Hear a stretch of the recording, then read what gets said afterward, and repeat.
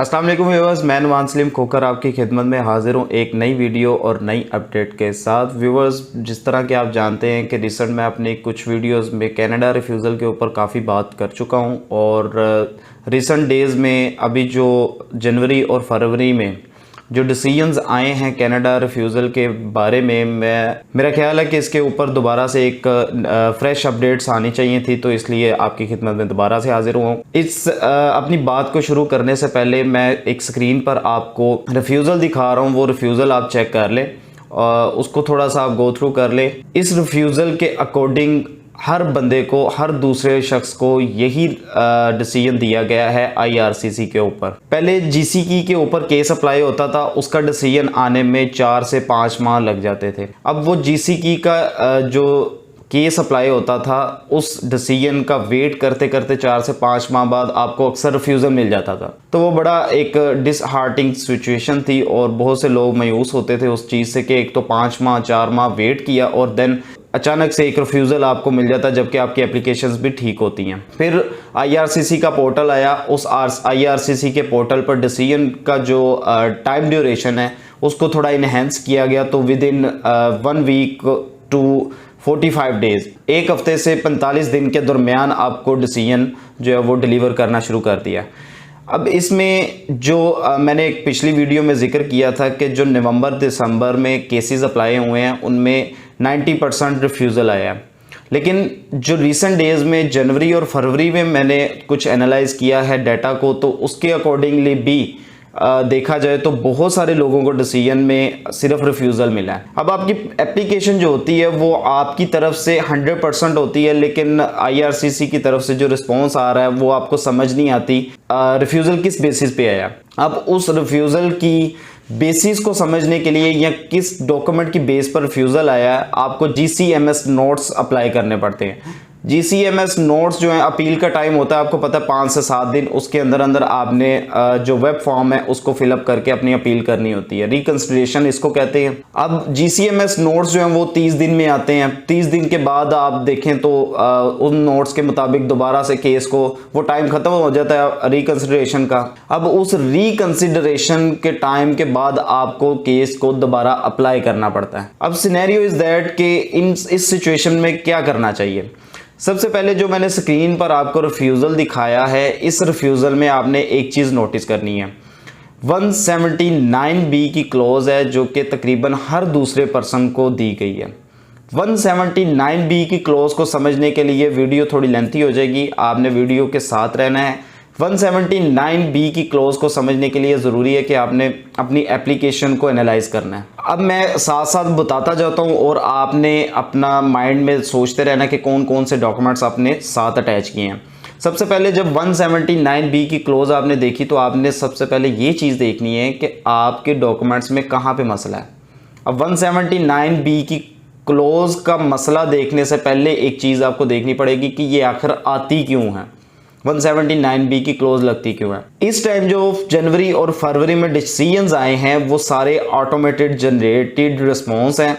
अब automated generated response ऐसा नहीं है कि वो AI की मदद से आपको रिस्पॉन्स कर दिया गए हैं या वो ऑटो रिप्लाइज थे, वो रिप्लाइज मैन्युअली हुए हैं, लेकिन रिस्पॉन्स आपका जो बनाया गया वो ऑटो जनरेटेड है। जिस तरह मैंने पहले आपको बताया कि शिनूक सॉफ्टवेयर होता है, उसमें डाटा आपका कंपाइल होके जाता है, ग्लोबल सिस्टम है इनका, उसके अंदर डाटा कंपाइल होता है, डाटा कंपाइल होकर शिनूक सॉफ्टवेयर में जाता है। शिनूक सॉफ्टवेयर में जो स्प्रेडशीट एक बनती है उसके अकॉर्डिंगली जो रिफ्यूज़ल्स इनके पास बने पड़े होते हैं, प्री मेड टेम्पलेट जो होते हैं या रेडीमेड टेम्पलेट जो होते हैं, वो टेम्पलेट्स में सिर्फ रद्दोबदल करके वो रिस्पॉन्स कर दिया जाता है। अब पिछले दिनों में जनवरी फरवरी में हमारा ख्याल है, जहां तक मैं सोच रहा हूं कि मुझे लगता है कि कनाडा नहीं चाह रहा कि वो आपको वीज़ा दे। अगर आप 100 एप्लीकेशंस पुटअप कर रहे हैं तो वो 100 में से सिर्फ और सिर्फ 5 को वीज़ा ग्रांट हो रहा है, बाकी 95 को तकरीबन मिलता जुलता रिफ्यूज़ल आ रहा है। वापस आते हैं 179B रिफ्यूज़ल क्यों आता है। इसमें सबसे पहले आपने देखना होता है कि ये रिफ्यूज़ल कहता है कि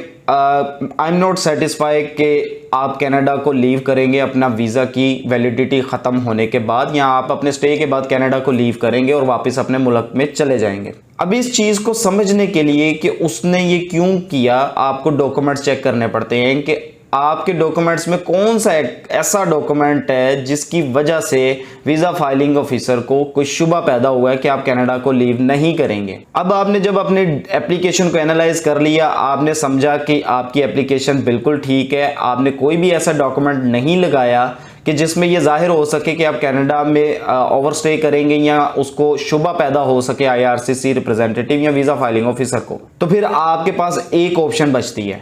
वो ऑप्शन क्या है? रिकंसिडरेशन। रिकंसिडरेशन कैसे की जाती है? एक वेब फॉर्म होता है, उस वेब फॉर्म में आपने अपनी एप्लीकेशन के अकॉर्डिंग डिटेल्स फिलअप करनी है। नीचे एक कमेंट बॉक्स आ जाता है, फीडबैक बॉक्स तकरीबन उसको कह लें। फीडबैक बॉक्स में आपने क्या करना है कि अपना पूरा केस जो है वो डिस्कस करना है। फीडबैक बॉक्स में या कमेंट बॉक्स में आपने अपना केस किस तरह डिस्कस करना है? आपने सबसे पहले बताना है जी मैंने इस डेट को आप जो IRCC पर है मैंने केस अप्लाई किया था, इस डेट को बायोमेट्रिक हुई, इस डेट को मेरा रिफ्यूज़ल आ गया।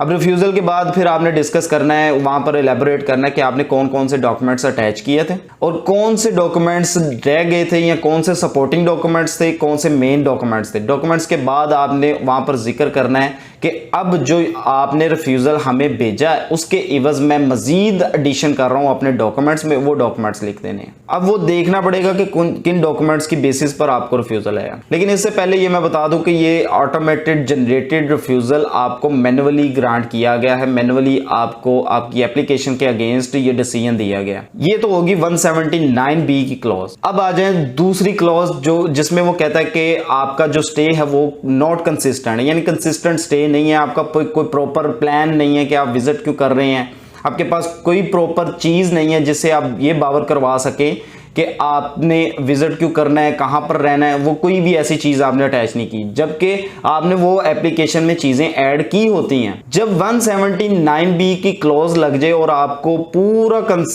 कॉन्फिडेंस हो कि आपकी एप्लीकेशन 100% ओके है और ये जो क्लॉज लगी है 179B या अदर देन 179B कोई भी क्लॉज लगी है, तो फिर आप रिकंसिडरेशन में जाते हैं। रिकंसिडरेशन में जाने के लिए दो कंडीशंस होती हैं। नंबर 1 कि आपने अपनी क्लॉजेस देखनी है कि कौन सी क्लॉजेस लगी हैं।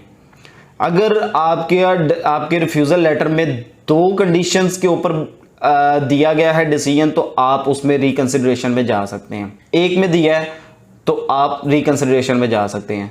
अब नंबर दो ये कि अब आपको जो नंबर 2 है नॉट कंसिस्टेंट स्टे वाली, अगर वो कंडीशन लग गई है तो फिर भी आप रिकंसिडरेशन में जा सकते हैं। लेकिन इसके इवज आप दूसरी तरफ देखें कि अगर आपके रिफ्यूजल लेटर में 4 कंडीशंस लगी हैं या 3 कंडीशंस लगी हैं जिसमें वो आपको कह रहा है कि वो फाइनेंशियली टाइज आपकी जो है वो स्ट्रांग नहीं है, आप फाइनेंशियली स्ट्रांग नहीं है, जिसमें वो कह रहा है कि आपका स्टे कंसिस्टेंट नहीं है, एक में वो कह रहा है कि आप 179B के तहत हमें लगता है कि आप कनाडा लीव नहीं करेंगे।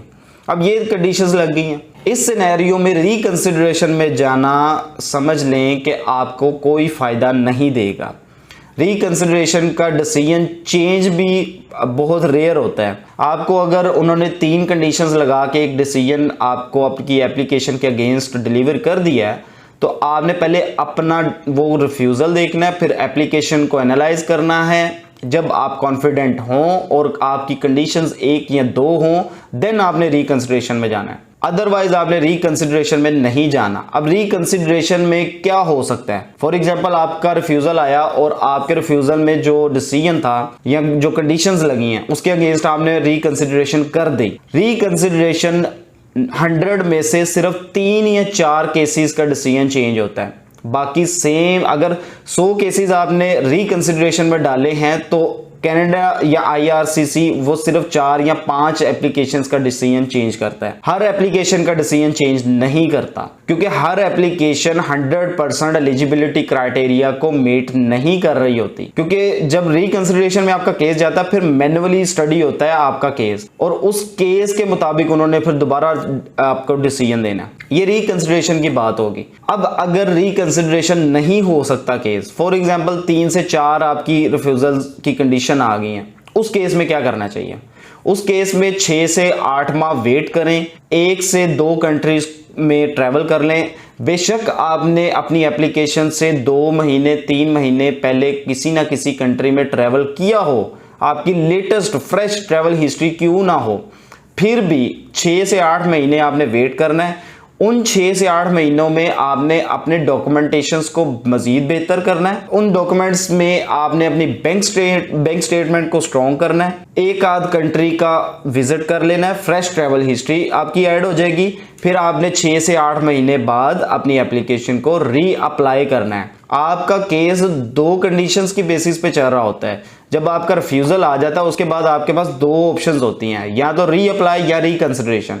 रिकंसिडरेशन के लिए मैंने आपको बता दिया कि आपने कब रिकंसिडरेशन करनी है। री अप्लाई का भी मैंने आपको बता दिया कि आपने कब री अप्लाई करना है। अब रिकंसिडरेशन कैसे की जाती है, उसके लिए मैं वेब फॉर्म का लिंक जो है वो डिस्क्रिप्शन में भी दे रहा हूँ और कमेंट में भी पिन कर रहा हूँ। आप वहाँ पे जाके इसको वेब फॉर्म के जो लिंक है उसको चेकआउट कर सकते हैं और वहाँ पर जाके अपनी फाइल के अगेंस्ट, अपनी एप्लीकेशंस के अगेंस्ट अपना वेब फॉर्म क्रिएट करके उसको आप रिकंसिडरेशन में केस डाल सकते हैं या अपील में केस डाल सकते हैं। अपना बहुत सारा ख्याल रखिएगा। वीडियो अगर अच्छी लगी है तो मुझे लाइक एंड शेयर करना ना भूलिएगा। चैनल को सब्सक्राइब कर दीजिएगा, बेल आइकन को प्रेस कर दीजिएगा ताकि आपको लेटेस्ट अपडेट्स मिलती रहा करें। और अपना बहुत ख्याल रखिएगा। जो कनाडा जाना चाहते हैं उनके साथ ये वीडियो लाजमी शेयर कीजिएगा।